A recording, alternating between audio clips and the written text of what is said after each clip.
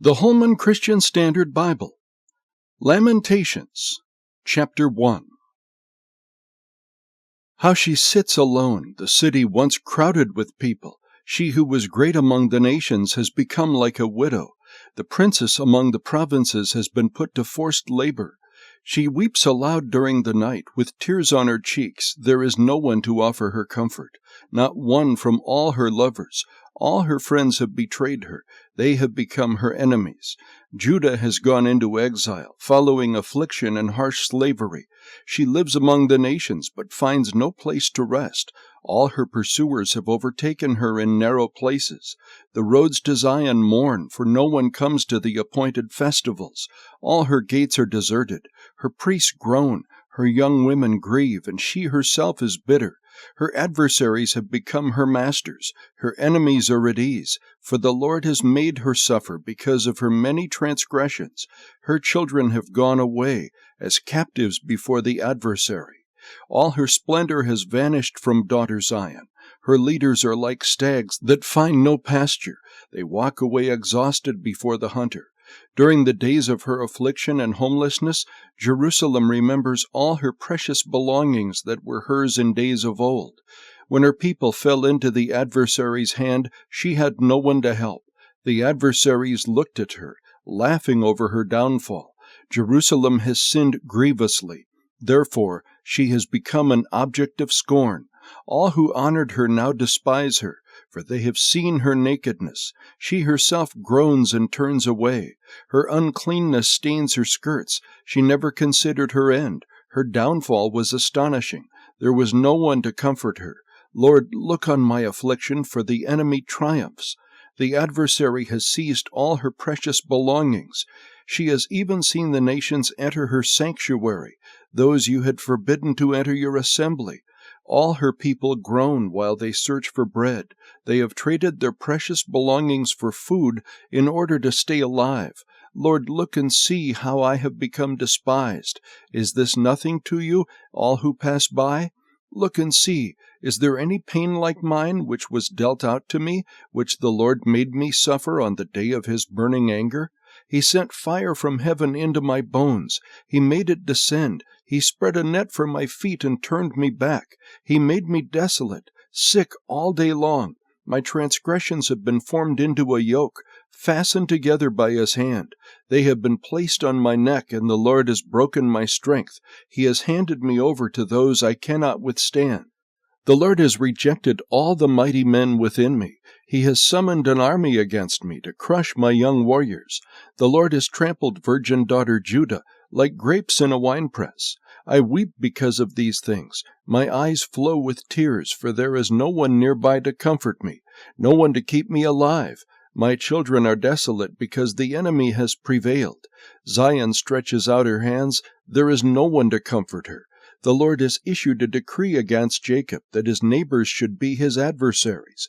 Jerusalem has become something impure among them. The Lord is just, for I have rebelled against his command. Listen, all you people, look at my pain. My young men and women have gone into captivity. I called to my lovers, but they betrayed me. My priests and elders perished in the city while searching for food to keep themselves alive. Lord, see how I am in distress. I am churning within. My heart is broken, for I have been very rebellious. Outside the sword takes the children. Inside there is death. People have heard me groaning, but there is no one to comfort me. All my enemies have heard of my misfortune. They are glad that you have caused it. Bring on the day you have announced, so that they may become like me. Let all their wickedness come before you, and deal with them as you have dealt with me, because of all my transgressions. For my groans are many, and I am sick at heart. Lamentations, Chapter 2. How the Lord has overshadowed daughter Zion with his anger. He has thrown down Israel's glory from heaven to earth. He has abandoned his footstool in the day of his anger. Without compassion the Lord has swallowed up all the dwellings of Jacob. In his wrath he has demolished the fortified cities of daughter Judah. He brought them to the ground and defiled the kingdom and its leaders. He has cut off every horn of Israel in his burning anger, and withdrawn his right hand in the presence of the enemy. He has blazed against Jacob like a flaming fire that consumes everything. He has bent his bow like an enemy. His right hand is positioned like an adversary. He has killed everyone who was loved, pouring out his wrath like fire on the tent of daughter Zion. The Lord is like an enemy. He has swallowed up Israel. He swallowed up all its palaces and destroyed its fortified cities. He has multiplied mourning and lamentation within daughter Judah. He has done violence to his temple, as if it were a garden booth, destroying his place of meeting. The Lord has abolished appointed festivals and Sabbaths in Zion. He has despised king and priest in his fierce anger. The Lord has rejected his altar, repudiated his sanctuary. He has handed the walls of her palaces over to the enemy. They have raised a shout in the house of the Lord as on the day of an appointed festival. The Lord determined to destroy the wall of daughter Zion. He stretched out a measuring line and did not restrain himself from destroying. He made the ramparts and walls grieve, together they waste away. Zion's gates have fallen to the ground. He has destroyed and shattered the bars on her gates. Her king and her leaders live among the nations. Instruction is no more, and even her prophets receive no vision from the Lord. The elders of daughter Zion sit on the ground in silence. They have thrown dust on their heads and put on sackcloth. The young women of Jerusalem have bowed their heads to the ground. My eyes are worn out from weeping. I am churning within. My heart is poured out in grief because of the destruction of my dear people, because children and infants faint in the streets of the city. They cry out to their mothers, "Where is the grain and wine?" As they faint like the wounded in the streets of the city, as their lives fade away in the arms of their mothers. What can I say on your behalf? What can I compare you to, daughter Jerusalem? What can I liken you to, so that I may console you, virgin daughter Zion? For your ruin is as vast as the sea. Who can heal you? Your prophets saw visions for you that were empty and deceptive. They did not reveal your guilt and so restore your fortunes. They saw oracles for you that were empty and misleading. All who pass by scornfully clap their hands at you. They mock and shake their heads at daughter Jerusalem. Is this the city that was called the perfection of beauty, the joy of the whole earth? All your enemies open their mouths against you. They hiss and gnash their teeth, saying, "We have swallowed her up. This is the day we have waited for. We have lived to see it." The Lord has done what he planned. He has accomplished his decree, which he ordained in days of old. He has demolished without compassion, letting the enemy gloat over you and exalting the horn of your adversaries. The hearts of the people cry out to the Lord. Wall of daughter Zion, let your tears run down like a river day and night. Give yourself no relief and your eyes no rest. Arise, cry out in the night, from the first watch of the night. Pour out your heart like water before the Lord's presence. Lift up your hands to him for the lives of your children, who are fainting from hunger on the corner of every street. Lord, look and consider who you have done this to. Should women eat their own children, the infants they have nurtured? Should priests and prophets be killed in the Lord's sanctuary? Both young and old are lying on the ground in the streets. My young men and women have fallen by the sword. You have killed them in the day of your anger, slaughtering without compassion. You summoned my attackers on every side, as if for an appointed festival day. On the day of the Lord's anger no one escaped or survived. My enemy has destroyed those I nurtured and reared. Lamentations, chapter 3. I am the man who has seen affliction under the rod of God's wrath. He has driven me away and forced me to walk in darkness instead of light. Yes, he repeatedly turns his hand against me all day long. He has worn away my flesh and skin. He has shattered my bones. He has laid siege against me, encircling me with bitterness and hardship. He has made me dwell in darkness like those who have been dead for ages. He has walled me in so I cannot escape. He has weighed me down with chains. Even when I cry out and plead for help, he rejects my prayer. He has walled in my ways with cut stones. He has made my paths crooked.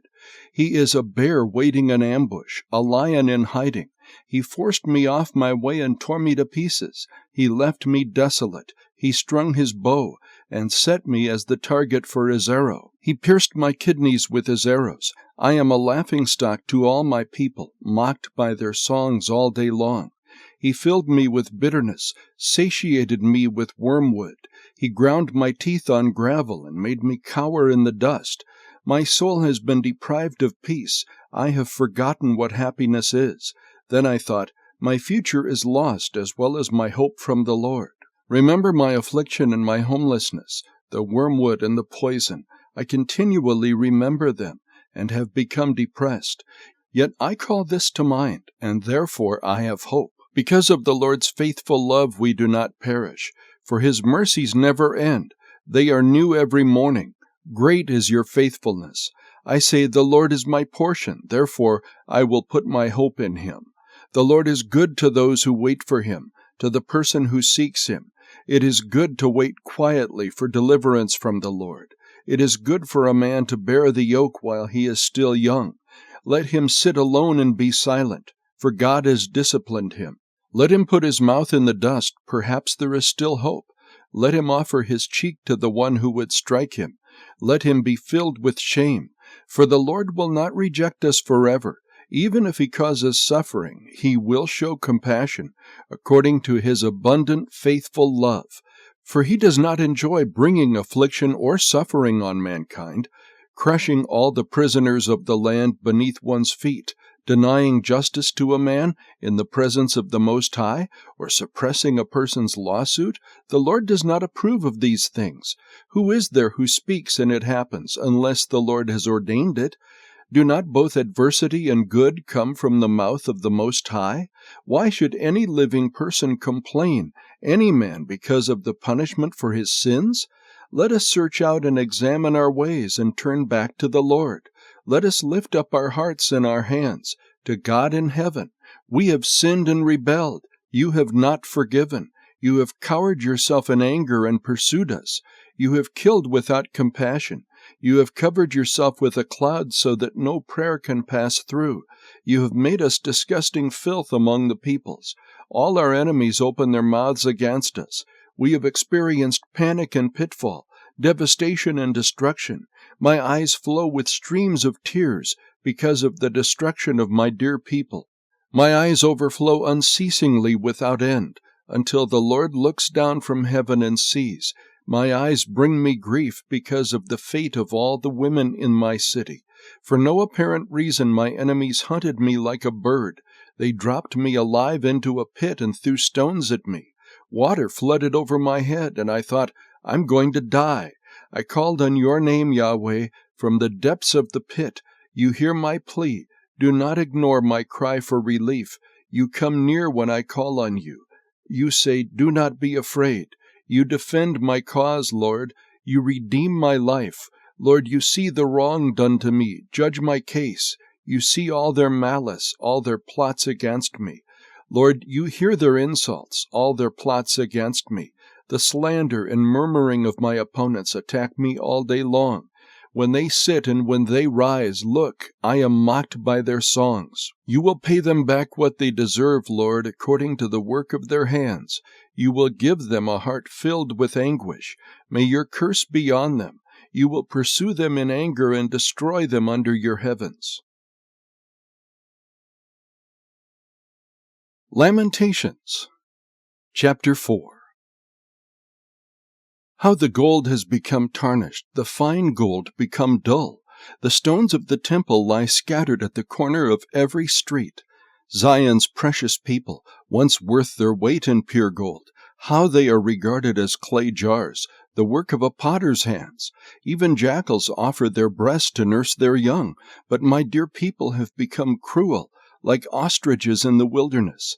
The nursing infant's tongue clings to the roof of his mouth from thirst. Little children beg for bread, but no one gives them any. Those who used to eat delicacies are destitute in the streets. Those who were reared in purple garments huddle in garbage heaps. The punishment of my dear people is greater than that of Sodom, which was overthrown in an instant without a hand laid on it. Her dignitaries were brighter than snow, whiter than milk. Their bodies were more ruddy than coral, their appearance like sapphire. Now they appear darker than soot. They are not recognized in the streets. Their skin has shriveled on their bones.